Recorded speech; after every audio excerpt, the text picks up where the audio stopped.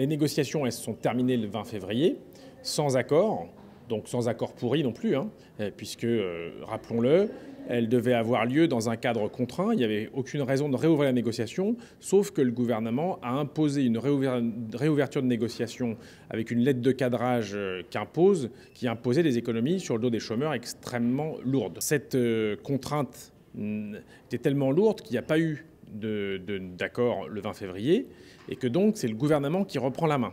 Plusieurs angles d'attaque du gouvernement. Un, taper sur les allocations des cadres. C'est évidemment de la démagogie parce que ça sert à dire « regardez, il y a des allocations exorbitantes et autres ». Sauf qu'en réalité, ça sert à deux choses. Un, à taper sur en fait très peu de monde, à faire en sorte qu'on se rapproche d'une allocation qui se rapproche d'un forfait, alors qu'on a une allocation qui est proportionnelle au salaire, même si c'est plafonné, c'est déjà plafonné.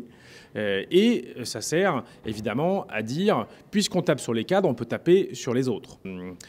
On a une autre proposition sur les cadres à la CGT qui est au contraire de déplafonner les cotisations patronales et l'équivalent de la cotisation salariale pour faire rentrer plus de recettes à l'UNEDIC. Deuxième point, c'est évidemment les attaques contre les travailleurs précaires qui sont clairement ciblés par la lettre de cadrage et qui sont très nombreux, qui sont en augmentation à chaque donnée des chiffres du chômage.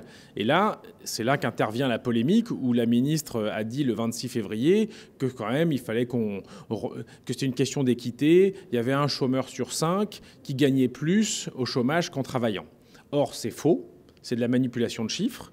Un mois après, le Pôle emploi a sorti une note sur commande qui se base sur des chiffres de 2015 à 2017, donc avant les changements de la Convention 2017 qui ont justement baissé les droits de cette catégorie-là de demandeurs d'emploi.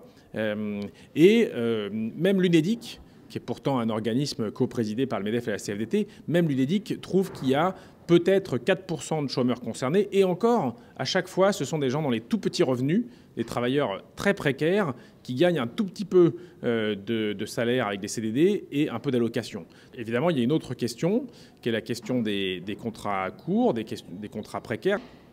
Il est question pour le gouvernement, cette fois-ci, de mettre des contraintes sur les employeurs en créant un bonus-malus, ce qui est un vrai problème, parce que des bonus, c'est des cadeaux aux très grosses entreprises. Et des malus, des cotisations, il faut encore qu'on tombe sur le vrai responsable.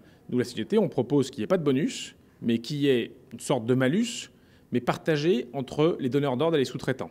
Il n'est pas normal que ce soit le petit employeur qui est le sous-traitant de 3e rang d'une très grande entreprise du bâtiment, par exemple, à qui on a confié un lot sur un chantier pour 6 mois, que ce soit lui qui paye la surcotisation, il va le répercuter sur le salaire de toute façon du salarié, alors que les bénéfices vont se retrouver chez un géant du BTP ou un géant du commerce. Plusieurs autres pistes qui sont envisagées. Il faut parler par exemple de l'activité conservée.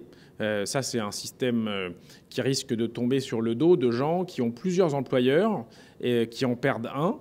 Et là, le changement de calcul de ce système-là pourrait faire perdre des droits à des catégories comme les assistantes maternelles, qui sont en lutte sous l'appellation Gilet Rose, avec le soutien de la Fédération du commerce CGT, et par exemple des journalistes pigistes qui ont plusieurs employeurs.